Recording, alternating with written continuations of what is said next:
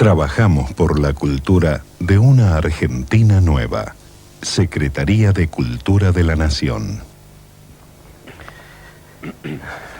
Bueno, buenas noches, otra vez. Otro programa más de Todo Teatro.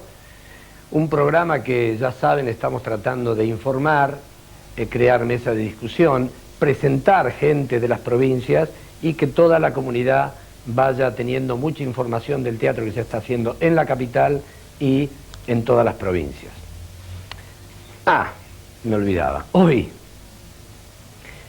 va a estar Jaime Kogan, un grande del Teatro Nacional, donde va a estar el reportaje. También va a participar de una mesa redonda con Manolo Yetbatni, Zipe Linkowski y Jorge Mayor, para todo el país, con una discusión de teatro que lo va a conducir Susana Freire. Y vamos a presentar el primer anuncio del Festival de Títeres que va a hacerse aquí en agosto del 5 al 15 o del 15 al 25, no me acuerdo bien, pero le vamos a informar. O sea que empezamos con el primer bloque, que no sé cuál es, pero empezamos con el primer bloque.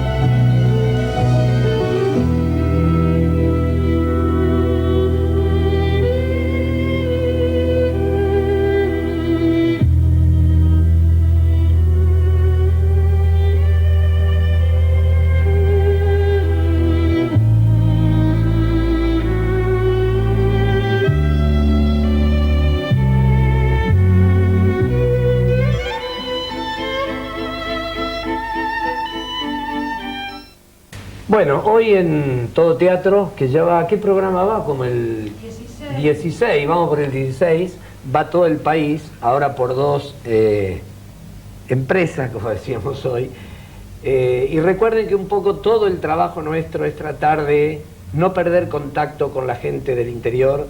Hay veces que llamamos a la gente acá y hay veces que vamos a las provincias, y en reportaje, en este bloque de reportaje, hoy es muy raro hablar con un colega, con alguien que hemos estado juntos toda la vida, que es Jaime Kogan.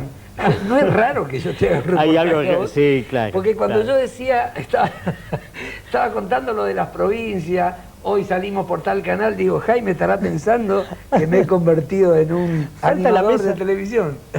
Falta la mesa de un bar, digamos, sería todo como más fluido, más fluido entre los dos. Pero bueno, hagamos de cuenta que está. Hagamos de cuenta que estamos en la mesa de un bar y que está todo el país mirando y teniendo expectativas, yo diría, por conocer con más profundidad lo que es Jaime Kogan, lo que sos vos para el teatro, en el sentido de que sos aquellos baluartes del teatro independiente sobre todo, y algo que tiene que ver con la lucha que están haciendo en el interior por el conservar su pequeña sala y su pequeño espacio.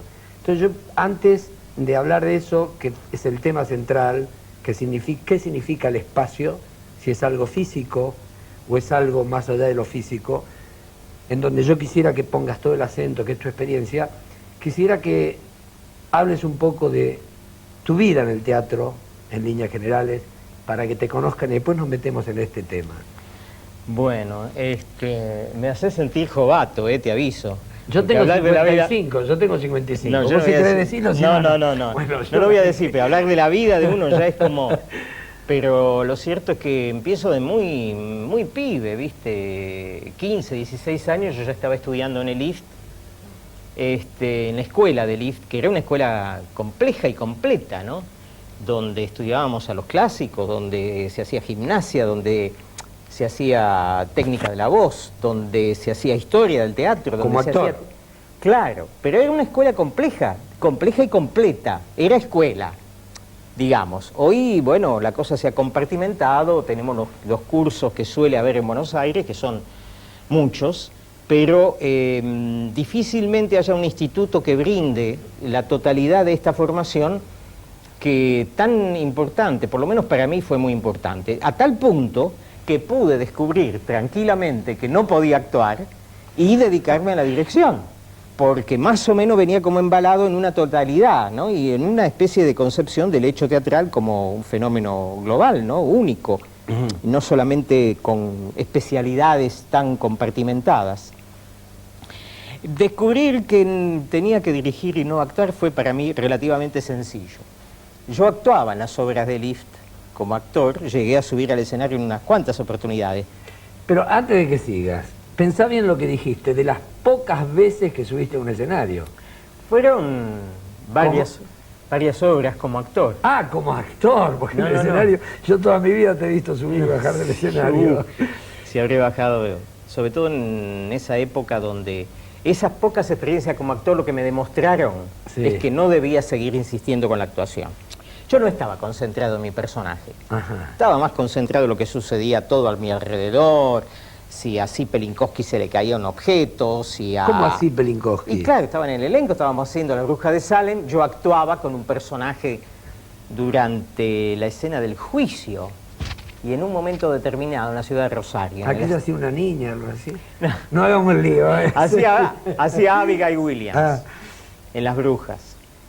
Y nada, en la ciudad de Rosario se estaba desprendiendo una bruta araña desde el techo, iba bajando delante de ella. Por supuesto que yo me levanté de mi lugar en la puesta en escena, rompí toda la puesta en escena, fui y maté la araña. Por supuesto Zippe se enojó conmigo profundamente porque había hecho algo rarísimo en el escenario, estaba robando la escena. Pero en realidad lo que me estaba sucediendo a mí, que yo estaba más concentrado en el afuera del personaje que en el adentro del personaje. Y eso me dio la clave de que no debía insistir con la actuación, sino más bien dedicarme a algo que tenga que ver con una visión conjunta del trabajo artístico y no tanto de la especificidad de la actuación. Y bueno, ahí me volví una especie de asistente privilegiado de dirección. Trabajé con grandes maestros, hice la asistencia de Atahualpa, de Fessler, de Hedy Krila, de Gandolfo, de Ferriño, realmente tuve el privilegio de trabajar con estos grandes maestros, ¿no? Con Saulo Benavente, muchísimo, muchísimo. Y entonces, yo creo que estaba un poquito loco en esa época, porque la voracidad por el aprendizaje era tal, que yo entraba a Pero las ya 12... hablando de la dirección, ¿no? Sí, claro. Ahora, Stanislavski estaba y tenía un Danchenko. En Jaime Cohen estaban los dos en uno, ¿no? Porque Stanislavski dirigía y tenía una especie de organizador, de empresario. ¿Cómo pudiste unir esas dos cosas tan difíciles y tan esenciales o tan particulares de este teatro argentino de la autogestión, ¿no? ¿Cómo fue esto? Había un Stanislavski y un Danchenko en...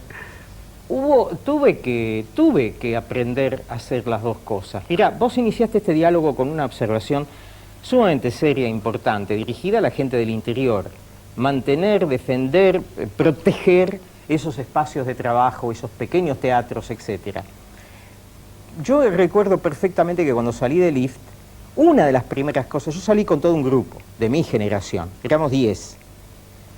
Pero una de las primeras cosas que teníamos claro es que necesitábamos, para desarrollar nuestros proyectos artísticos, que los teníamos, un hábitat, un instrumento de trabajo para aquellos proyectos artísticos. Y la sala, el teatro, las luces, la consola, toda esa, digamos, todos estos objetos materiales dentro de un ámbito con una atmósfera determinada, al pertenecer al artista, le es afín como instrumento de trabajo.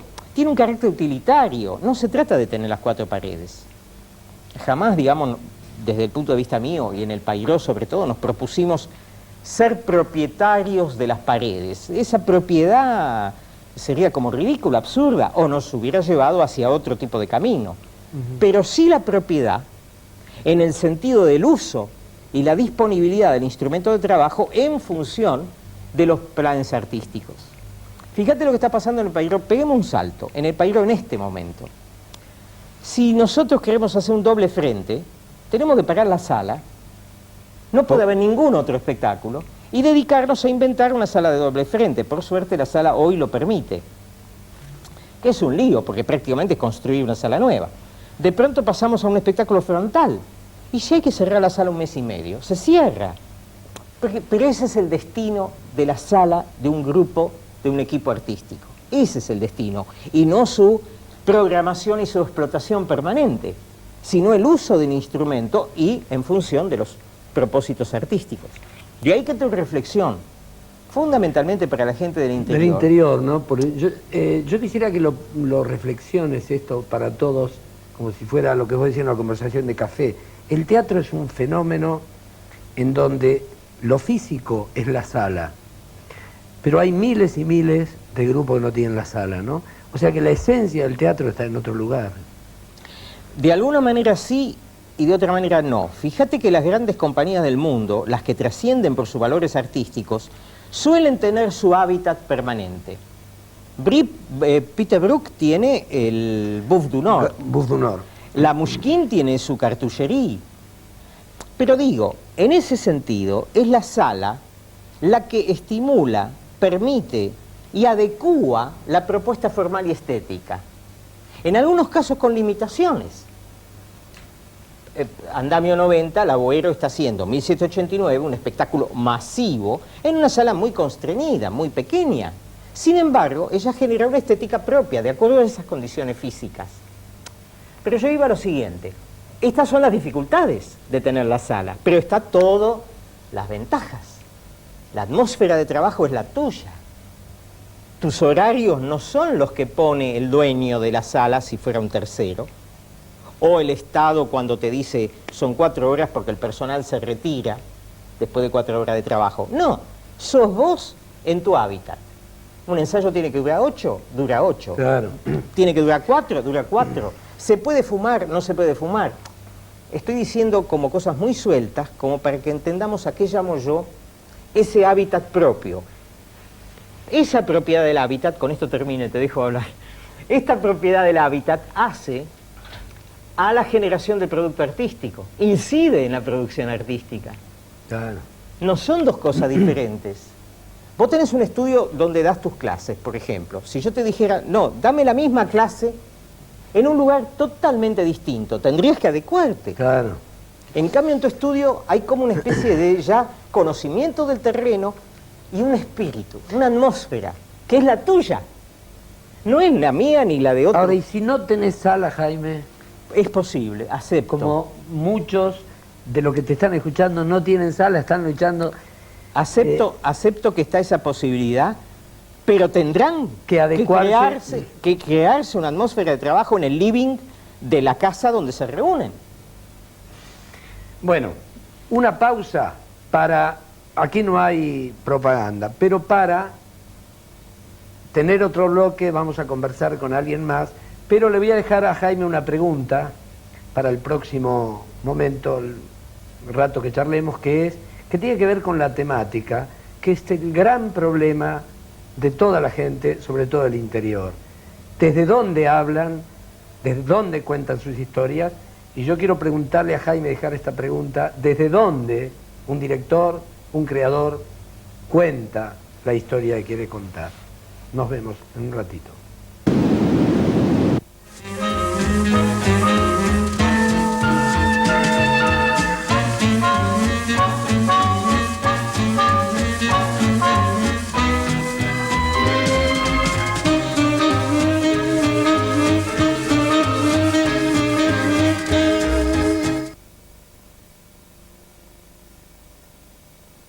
En todo me siento cómoda si el personaje es afín con mi modo de ser o no, porque de repente me ha tocado hacer personajes que no tenían nada que ver conmigo y eran muy atractivos, como por ejemplo La visita de la anciana dama, que es un personaje terrible, nada que ver con uno, pero es lindo para interpretarlo.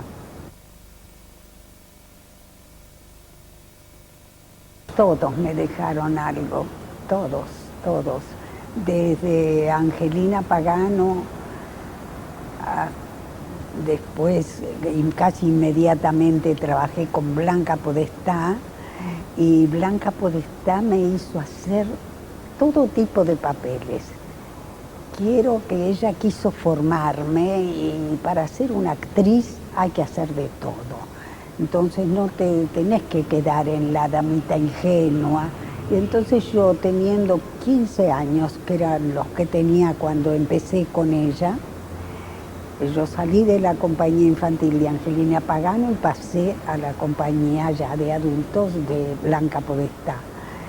Y desde esa edad yo ella me hizo hacer, porque tenía un repertorio muy extenso. En esa época no se formaba una compañía para hacer una obra como ahora, sino que se formaba una compañía, un elenco, y se hacía una gira. Ella, por ejemplo, hacía giras. Entonces llevaba un repertorio muy, muy extenso y en ese repertorio, bueno, yo de repente hacía La dama ingenua y por ahí me hizo hacer en Barranca Abajo La característica. Yo a los 15 años hice Martiniana Rebenque, que es la característica. Claro, para mí todo eso era muy divertido y yo, cuando se es muy joven, se es también un poco inconsciente.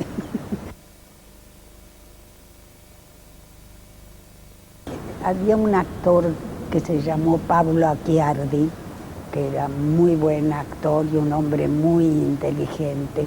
Y un día una chica de la compañía le preguntó: ¿a qué hora es el ensayo mañana? Y dice: mira, de aquí a que te mueras, a las 2 de la tarde tienes que estar siempre en el teatro.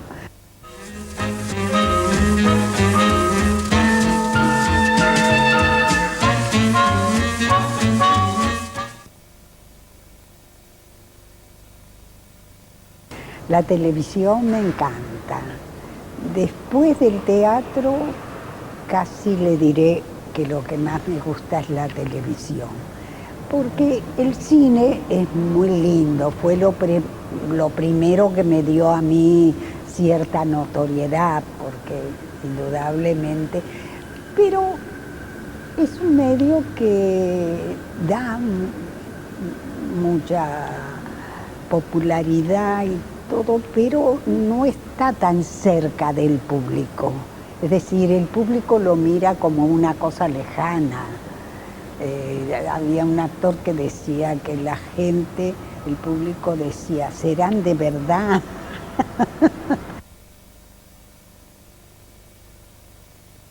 Yo siempre digo, podría decir, tuve el honor de conocerlo y compartir un escenario, pero fue más que eso, fue la alegría de compartir un escenario con García Lorca, porque él era una fiesta estar bajo sus órdenes, y porque él hacía eso, el juego, lo que llaman, los franceses siempre dicen, en lugar de interpretar un rol, jugar un rol.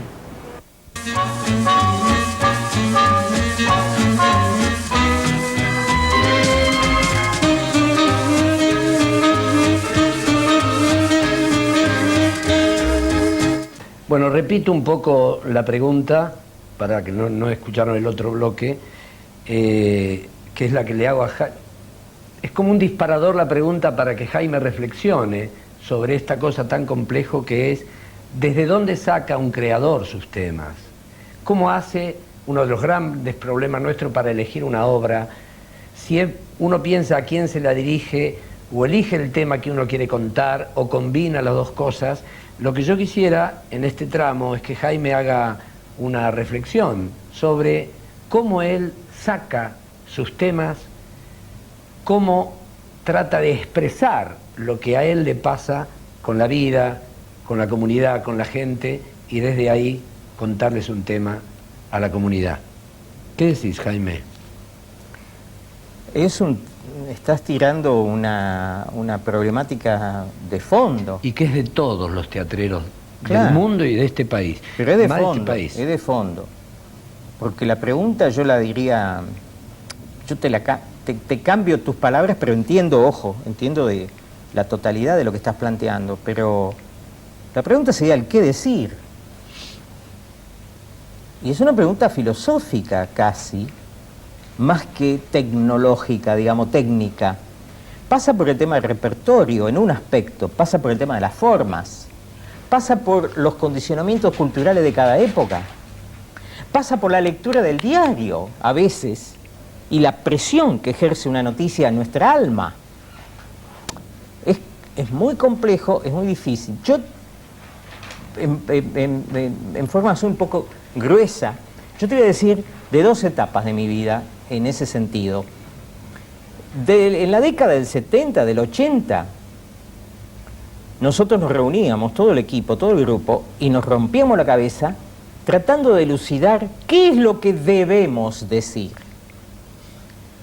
Hoy, yo te digo, las reuniones no se hacen y uno dilucida por el lado de qué tengo ganas como medición suficiente y abarcadora del qué debo.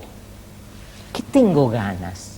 Me dejo llevar muchísimo por lo que me pasa a mí personalmente y a veces me pasa en sueños, a veces no me pasa por el intelecto. La década del 70 era todo muy de acá y muy contaminado por una presión de la realidad a la que uno quería responder. ¿Puedo hacer un gesto Sí. italiano? Hacer cosas. Claro. Más ideológica, decís. Desde luego. Pero una ideología que pasaba por estos contenidos. Yo creo que la ideología sigue funcionando, pero pasa más porque me levanto una mañana y sin leer el diario, digo, ¿qué soñé anoche? Tuve una imagen de, pucha, pero esto se conecta con Macbeth, tiene que ver con la lucha por el poder, tiene que ver por lo desaforado de la ambición del hombre, cuando entra en una zona de pasión y pierde los límites. Y por ahí fue un sueño erótico. Por ahí fue la pasión de los cuerpos lo que soñé. Sin embargo, lo vinculo con Macbeth. Es más mágico lo de hoy, es menos reflexivo, es menos racional, pero contiene elementos ideológicos, solo que subliminados en formas diferentes. En la década del 70, del 80 nos reuníamos y decíamos, bueno, si esta es la realidad, nuestro discurso frente a esta realidad debiera ser tal. Y buscábamos la obra adecuada. Te doy un ejemplo. Con Ricardo Monti, vos sabés que me une ya una producción bastante continua de sus obras.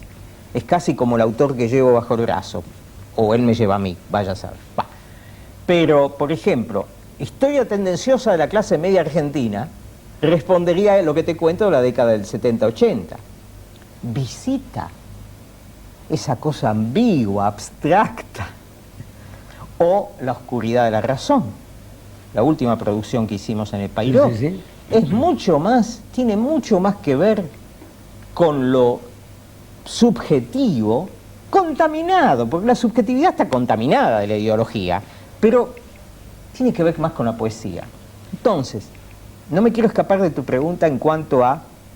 ¿Cómo generás Claro, el producto? ¿Desde dónde lo sacás? claro, pero es que lo que estoy contando, que es mi realidad de hoy, por ahí le sirve como reflexión a alguno que me esté escuchando o viendo en el interior del país. Está muy bien atender a la realidad contingente y coyuntural. Yo creo que no hay que desentenderse de eso. Por otro lado, si te querés desentender, te cachetea esa realidad. Así que te dice, ojo, estoy aquí.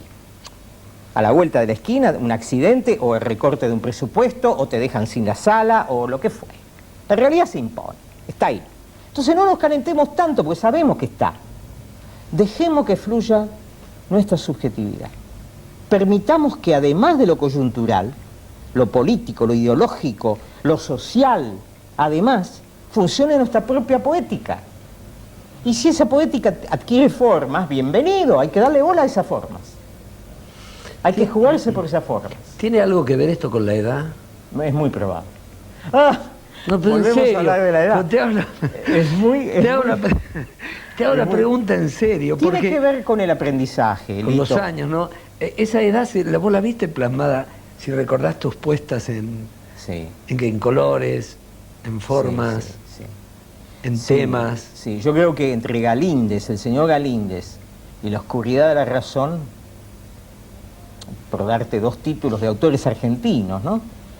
Bueno, hay una producción, yo no reniego de ninguna, pero válgame Dios, pero está al paso del tiempo, está al paso del tiempo. Porque yo cuando hablabas recién yo pensaba, digo, cuando hacía la descripción de Jaime Kogan en la primera obra de Monti, la historia de la clase media argentina, y el Jaime de ahora, yo pensaba que viendo el panorama teatral del interior, hay gente que tiene el impulso de hacer temas, porque son jóvenes, ¿no? Más coyunturales. Más coyunturales. Claro. O sea que prácticamente esa temática que a vos te llevó tu vida y que ha variado, creo que existe simultáneamente en todo el país. Los jóvenes tratan de hacer algo o no es así. No, es lo que vos decís. Sin embargo, Están como vitalmente reaccionando contra el sistema. Bueno, lo dijiste vos, contra el sistema, fantástico. Pero a la vez está el videoclip. Anda a explicarme racionalmente, intelectualmente, las coordenadas, la organicidad de un relato de videoclip. No, es puro impresionismo. Es pura imagen tras la otra, claro. Y son los mismos jóvenes los que lo realizan, los que lo consumen, etc. Yo a un joven que está con muchas ganas de contestarle al sistema, yo le diría que me parece bárbaro, porque es un buen motorcito para la creación, pero que le dé bola a sus imágenes, que le dé mucha atención a su subjetividad. Y si de ahí sale una obra que no responde precisamente a contestarle al sistema, sino que más bien corresponde a su propia subjetividad personal, que esté tranquilo, porque igual le está contestando al sistema. Si él es auténtico, si él es generoso consigo mismo, está abarcando a otro conjunto de espectadores que van a venir a ver su obra, que les pasa algo similar, que esté tranquilo.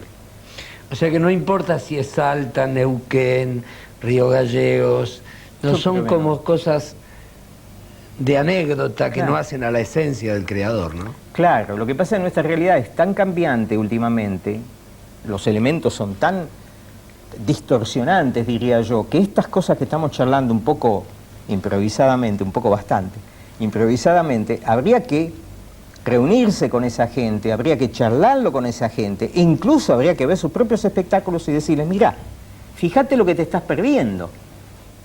Pues realmente no, porque con los creadores pasa, en Buenos Aires y en el interior, lo siguiente. Uno ve su obra y realmente a veces se enorgullece de su trabajo sin dejar de decirse a sí mismo, me faltó tal cosa, me quedé en esto corto, esto no me gusta, etcétera, etcétera, etcétera. Yo creo que está obligada la reflexión, post y anterior.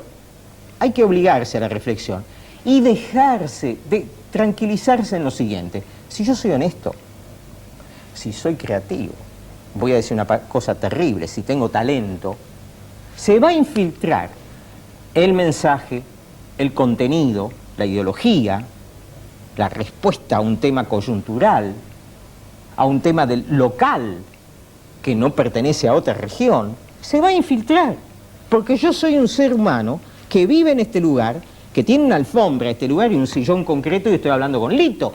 No estoy en la estratosfera. Entonces, reflexiono lo que estoy en este momento diciendo, pero a la vez estoy contaminado por este vínculo de amistad con vos, porque sé que están las cámaras, porque sé que hay alfombra. Eso está presente en mí. Entonces, el creador del interior, yo creo que no debe equivocarse en un solo aspecto, que me atrevo por los pocos viajes que hice y el contacto que tuve, en un solo aspecto. No se sienta obligado tengo que hablar de mi región, de mi tema, de mi realidad y de lo que ocurre exactamente en estas 10 manzanas a la redonda. Deja que te invada un sueño, deja que te invada una fantasía. Igual vas a estar hablando de esas 10 manzanas. Bueno, interesante, ¿no? Que les invada un sueño, una fantasía y hablar de esas 10 manzanas que lo rodean a cada uno de los que estamos haciendo algo por el teatro. Creo que lo de Jaime, los temas que tocó son como disparadores para producir reflexiones y que se puedan discutir en los contextos en los cuales ustedes están. Habló de creatividad, habló de imaginación, habló del compromiso con la realidad, habló de esto que es no traicionarse a sí mismo, claro, que en última instancia esa es la cuestión, ¿no? No traicionarnos a nosotros mismos. Jaime, gracias. Igual estamos con él todo el programa porque tenemos, ¿no?, una mesa redonda que no sé si ya estuvo o va a estar, porque estoy en, no tengo hábito de...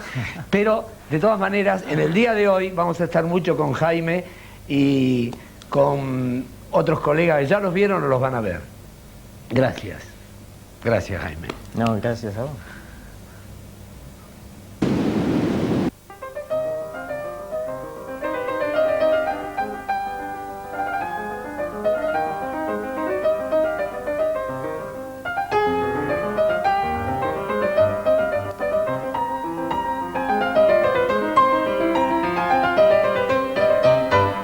Porque yo siempre trabajé desde la obra, desde el total.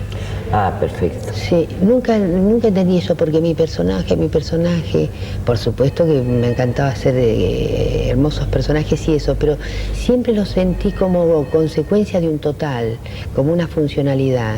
Entonces, claro, siempre me he enamorado de las obras y del personaje que hacía, pero de las obras fundamentalmente, ¿no? Y yo releí Esperando a Godot hace 5 años. Mi relación con Beckett había sido, qué sé yo, en la época de estudios, que uno leyó Esperando a Godot y creo que Final de Partida, y algún Beckett que había visto hace años, pero yo sentía que era un lenguaje totalmente lejano, que no me interesaba. Hace 5 años, no sé, tomé el libro y me puse a releer Esperando a Godot y yo dije, pero esto es algo extraordinario y es aquí y ahora y es totalmente natural y no es nada cerrado y extraño a mí ni a ningún espectador. Eso fue lo que me llevó a querer conseguir los derechos y bueno, cuando quise conseguirlos no los tenía, no podía hacer porque los tenía otro director y después pasó a manos de otro director porque yo estaba trabajando en el 92 afuera y bueno, hasta que finalmente los tuve y después estaba haciendo ahí el patio de atrás. Y yo decía, bueno, en el momento que yo quería los derechos era para actuar. Porque bueno, Esperando a Godot se hizo versiones de solo mujeres y yo veía que los personajes, claro, el sexo no es lo más importante, sino la funcionalidad. Los dos personajes protagónicos justamente cumplen funciones de hombre, mujer y se intercambian, digamos, de roles como marcados por ese signo, ¿no? Es decir, Vladimiro es el que guarda la comida, el que cuida al otro, el que lo protege, el que le canta el arrorró, pero es un hombre. Todos tenemos la misma angustia existencial, todos estamos aquí en este lugar, que es una cosa tan extraña, por eso un poco la idea de la escenografía que yo tenía, que tiene que ser algo aéreo, porque en este momento nosotros estamos yendo no sé a qué velocidad, que no es nada más que consecuencia de una explosión y que según dicen los científicos vamos a terminar de nuevo siendo una cosa chiquitita llena de energía para una nueva explosión, ¿no es cierto? Entonces, eso creo, eso es de todos, no tiene sexo. Son unos años que uno está en esto y de pronto muchas veces yo me he preguntado como actriz, y no puede ser de pronto de otra manera, no puede ser que uno llegue al estreno como actor más tranquilo, con ciertas cosas, no puede ser que el director me confirme o me diga, no, mira, eso no. Entonces, claro, eso desde el rol de la actriz, tengo muchas preguntas y muchas ganas de que sean de otra manera. Sí. En esta experiencia yo he tratado de que eso ocurra. En principio creo que llegamos al estreno, como vos lo ves, bastante relajados, tranquilos dentro de nuestras limitaciones, que toda tarea la tiene, que es la propia y las de afuera, ¿no es cierto? Por supuesto. Pero estoy contenta. Parezco los personajes de Vladimir y Estragón. Decís que estás contento. Sí, estoy contento. Pero ¿y ahora qué hacemos que estamos contentos? Sí. Hola, nos está hablando con Jorge. Bueno, hoy en este bloque de Todo Teatro, hoy tenemos bastante de Kogan, porque ya hemos hecho una nota con él, un reportaje bastante interesante, y ahora con Carlos Pacheco van a charlar un rato sobre teatro, Jorge, Sipe y Manolo y Jaime. Yo voy a ver con el tema de los títeres ahora, eso es lo que te quería decir, ¿no? Porque ahora empezamos con el tema de los títeres, recuerden, después les vamos a informar bien hasta con títere y todo. Uno de los temas que teníamos ganas de charlar con ustedes se relacionaba con la situación de las salas teatrales. ¿Y qué pasa con esta relación del actor y la sala? Porque en general siempre hablamos del actor y su trabajo creativo, pero ¿qué pasa con el actor o el director y el espacio en donde va a desarrollar esa creatividad? Bueno, Jaime tiene una vastísima experiencia en salas, ¿no? El Pairo. Manolo ahora al frente del LIF. Y ustedes dos actores que han transitado espacios privados, espacios oficiales, que tal vez en más de una oportunidad han provocado una propia producción. ¿Qué pasa hoy con este tema, Jaime, por ejemplo? El tema es vasto. En principio yo diría de que cada espectáculo pide básicamente una sala. Hay espectáculos que por su atmósfera, que por su temática, son más adecuados para una sala que para otra. Hay que ver a veces si se puede hacer esa conjunción. Cuando no se puede, uno lo nota en el espectáculo. Uno dice, ay, qué lástima que esto se esté haciendo acá a 20 metros de distancia el actor, cuando uno desearía ver la expresión del rostro, etcétera. Y eso necesita una proximidad mayor. Entonces a veces estos desencuentros entre el producto artístico y la sala se dan. Y otras veces se produce una amalgama muy muy fuerte entre el espectáculo y la sala. Qué sé yo, yo añoro un poco el escenario del Colón, pero para ciertas cosas. Mahagoni no me entra en el país, seguro. Pero hay otras cosas que no lo haría jamás en una sala de más de 200 localidades, porque me parece que hay una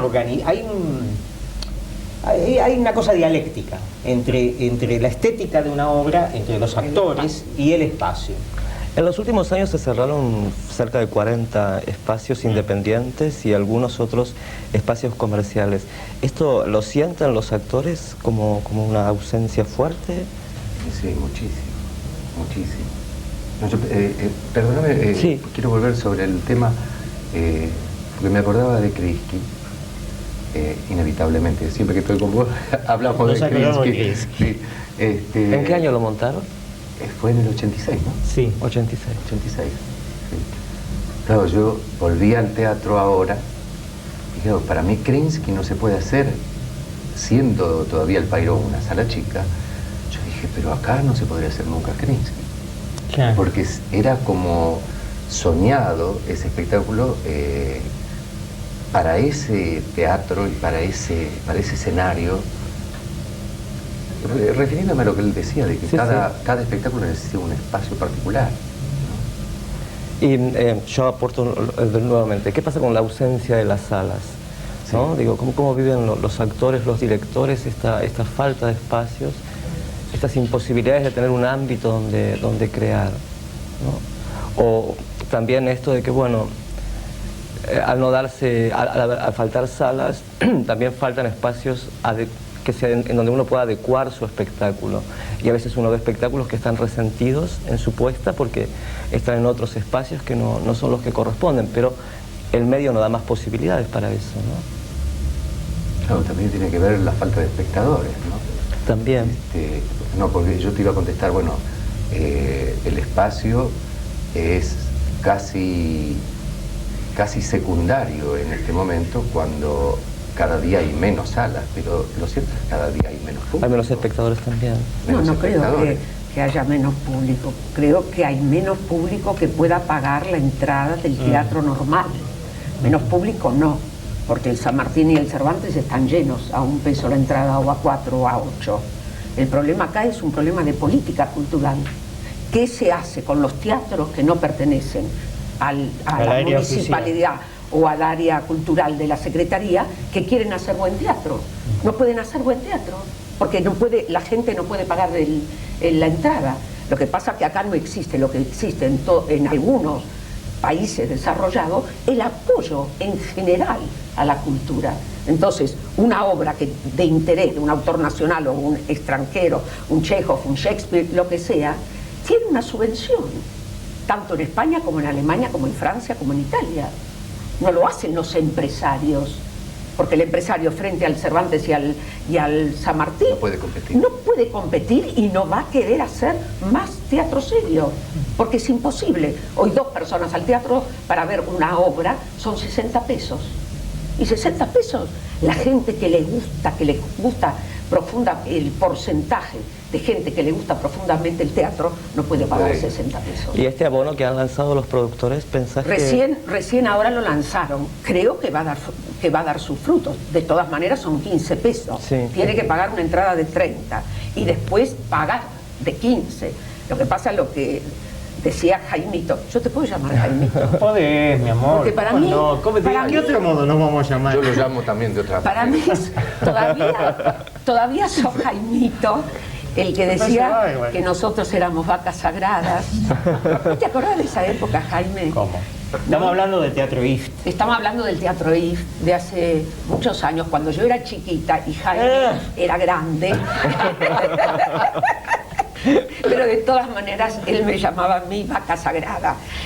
Éramos varias vacas sagradas. No, éramos varias. Vacas y vacos. De toros también había sagradas. Y entonces te digo Jaimito porque realmente no te puedo llamar el señor Koga, no. No, para mí seguís siendo aquel Jaimito con quien tuve una gran alegría de trabajar muy poquito, lamentablemente muy poquito, que fue en el Odeón, que era la sala exacta para hacer Siempre Vuelvo, el primer espectáculo unipersonal que hice cuando volví del exilio, y Jaimito fue el que hizo la dirección general del espectáculo y las luces. ¿Por qué traigo eso ahora? Esperar. Por el espacio. Por el espacio. Porque ese era un espectáculo que su estética era orgánica con un gran espacio. Claro. Necesitábamos ese gran espacio para hacer. Hoy en día es casi impensable. Claro.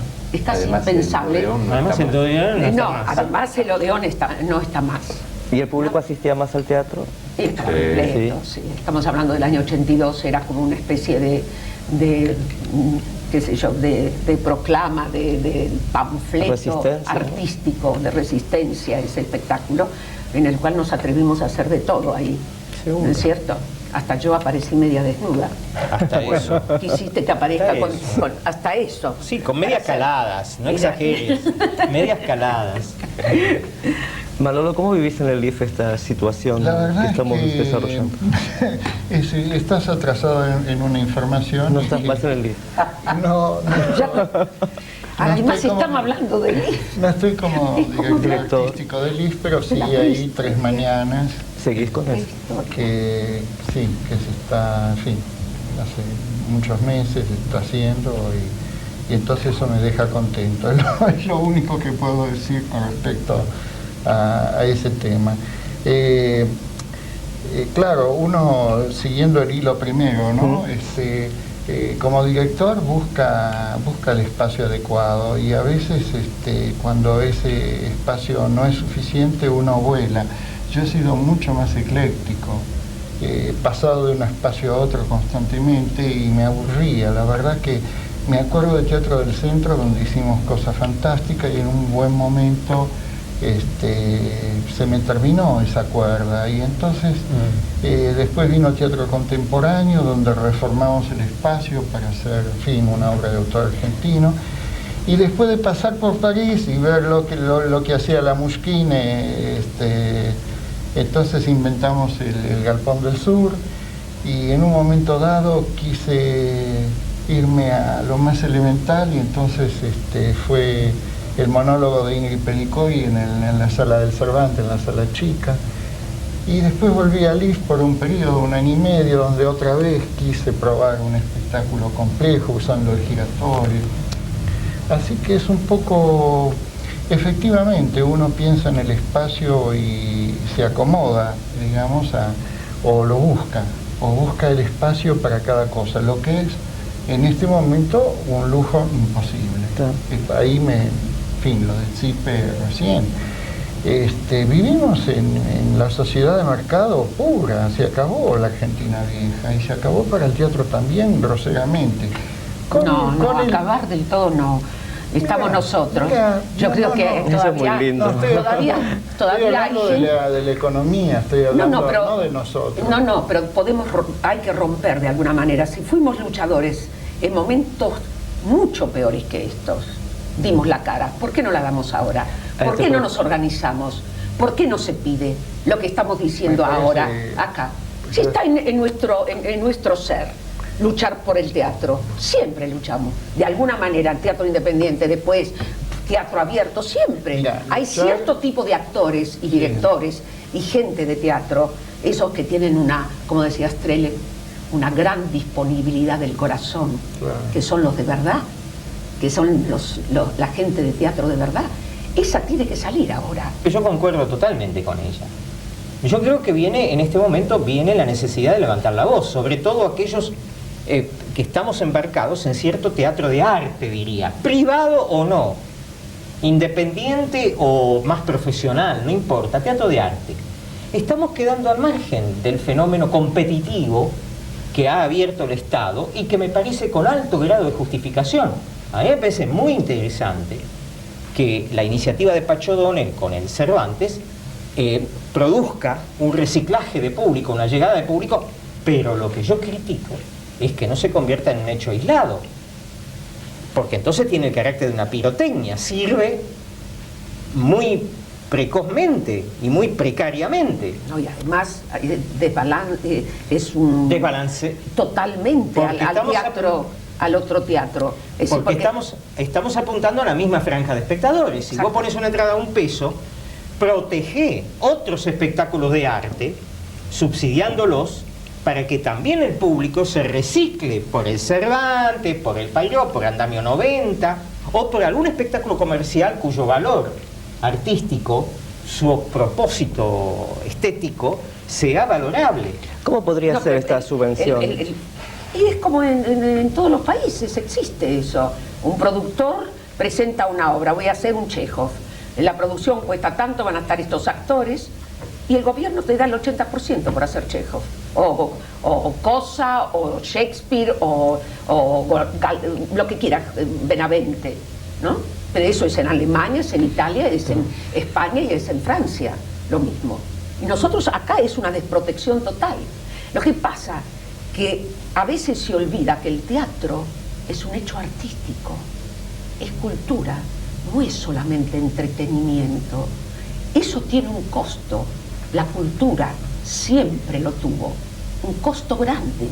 Pero eso aparentemente está aprendido, está gobernado, porque la iniciativa de Pacho con respecto al Cervantes implica que él no apuesta a los ingresos del espectáculo. A $1 la entrada, ¿qué ingreso puede haber? Claro.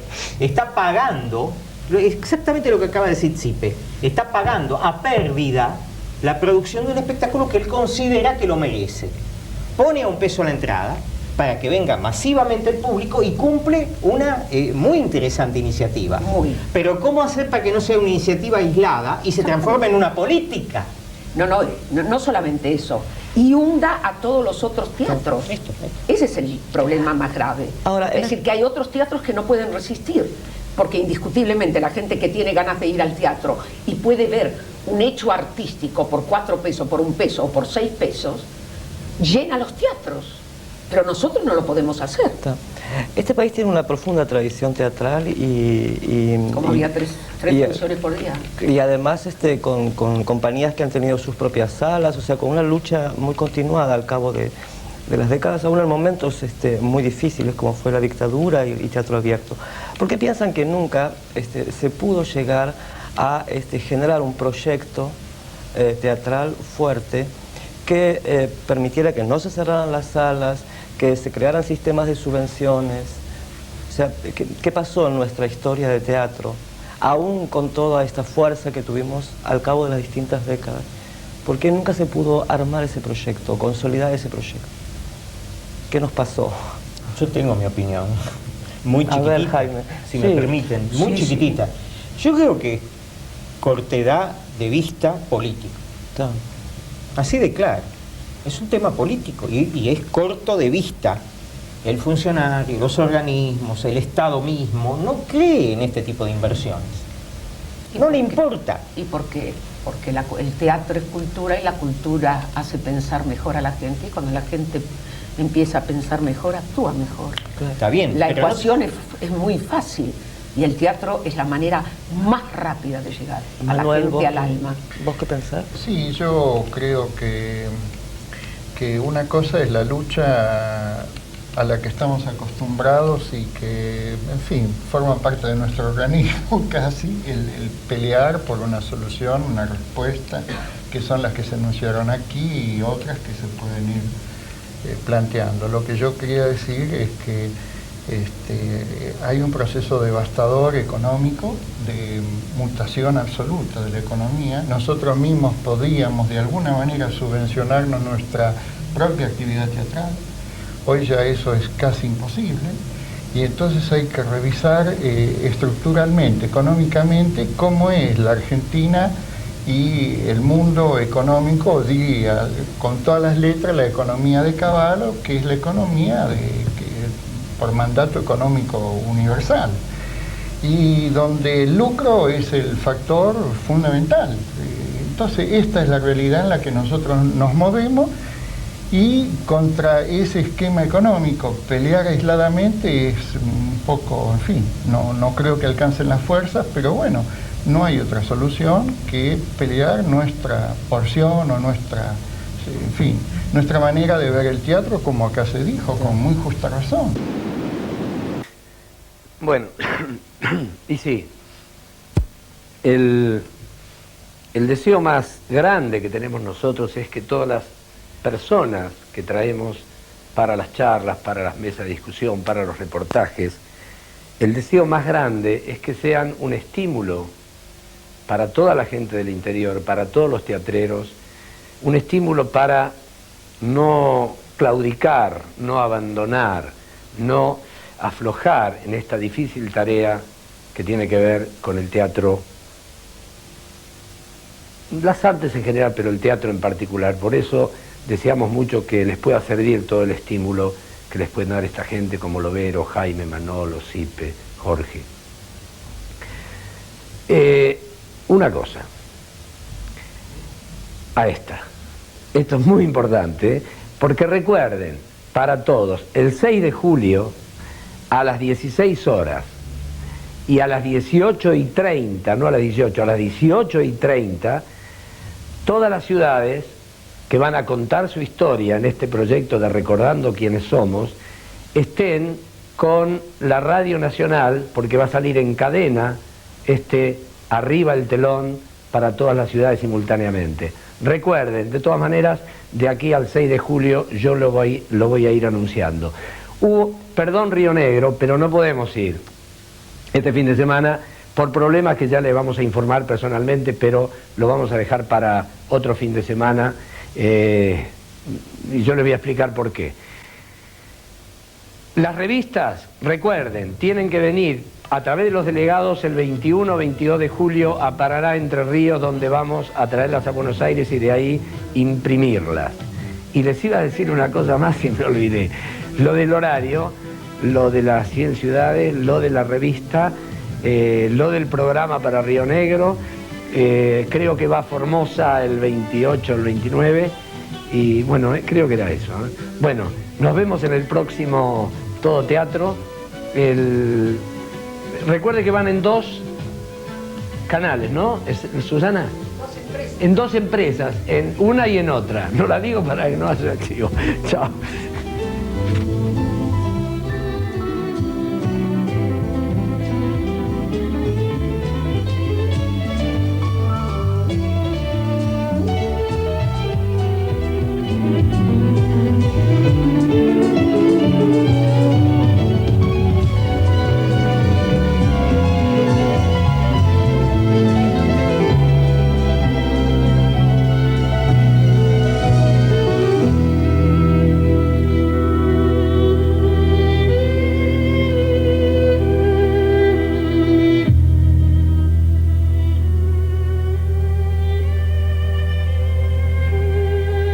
Trabajamos por la cultura de una Argentina nueva. Secretaría de Cultura de la Nación.